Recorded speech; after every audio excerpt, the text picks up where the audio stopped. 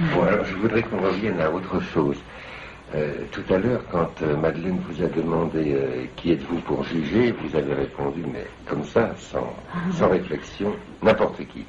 J'aimerais que vous en parliez. Par exemple, à la fin de votre livre Les mots, vous posez une question à propos de vous-même, vous vous posez une question à vous-même, et la question est celle-ci, que reste-t-il?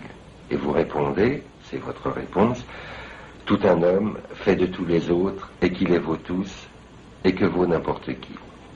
Aussitôt après la parution des mots, on vous a décerné le prix Nobel de littérature. Vous l'avez refusé, et ceci a fait dire à quelqu'un qui vous aimait bien, et je trouve ça extrêmement drôle, et j'aimerais que vous parliez là-dessus, décidément Sartre est plus n'importe qui que n'importe qui.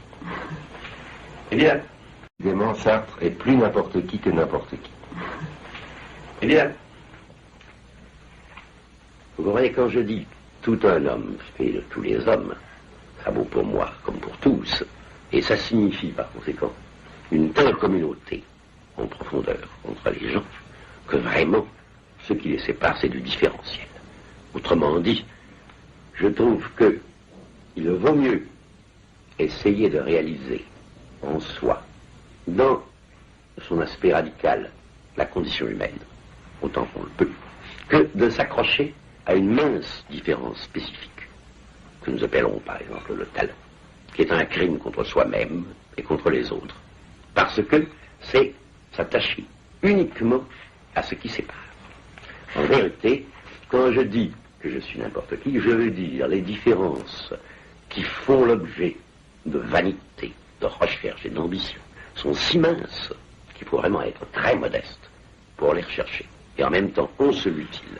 Ce que je trouve au contraire, que je ne puis réaliser moi-même, parce que je suis, c'est ma contradiction, bourgeois, c'est certains rapports extrêmes avec la mort, le besoin, l'amour, la famille, dans un même moment de danger, qui fait que, à ce moment-là, on touche à la vraie réalité humaine, c'est-à-dire à l'ensemble des rapports vécus à tous les termes limites de notre condition.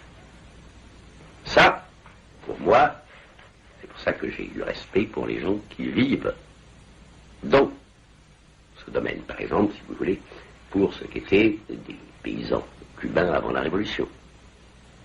Dans la misère, dans la souffrance, à mon avis, ils réalisaient infiniment mieux ce que c'est qu'un homme, que M. de Monterland, par exemple. Et c'est ça que je veux dire. Cependant, je pense que dans ces conditions, être n'importe qui n'est pas simplement une réalité, c'est aussi une tâche. C'est-à-dire refuser tous les traits distinctifs pour pouvoir parler au nom de tout le monde. Et on ne peut parler au nom de tout le monde que si on est tout le monde.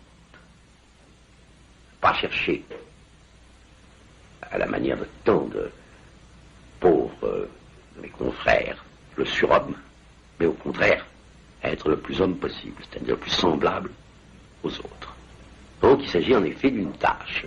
Autrement dit, je suis complètement d'accord avec un des idéaux de Marx, qui veut que lorsque un bouleversement de la société aura supprimé la division du travail, il n'y aura plus d'écrivains d'un côté, attachés à leur petite particularité d'écrivain, à leur petit talent d'écrivain, et puis de l'autre, des mineurs ou des ingénieurs, mais qu'il y aura des hommes qui écrivent, et qui par ailleurs font autre chose, mais qui écrivent en ce moment. Parce que l'activité d'écrire est une activité absolument liée à la condition humaine, c'est l'usage du langage pour fixer la vie, c'est donc une chose essentielle. Mais elle ne doit précisément pas pour ça être confiée à des spécialistes. Elle est actuellement confiée à des spécialistes en fonction de la division du travail, mais dans la réalité, il faudrait concevoir des hommes qui seraient polyvalents. Je ne sais pas si c'est réalisable. Ça, c'est un autre problème. Je sais qu'en tout cas, nous devons essayer, chacun individuellement, les écrivains, par exemple, de penser les choses comme ça. Et le prix Nobel de littérature aurait été une distinction. prix Nobel de littérature aurait été précisément une petite distinction, un petit pouvoir, une séparation. Moi, je n'ai de rapport qu'avec mon public. Mais est-ce que vous auriez accepté, Sartre, le prix Nobel de la paix? Non, pas plus que le prix Nobel de littérature. Ce que j'aurais accepté avec reconnaissance, c'est le prix Nobel au moment des 121.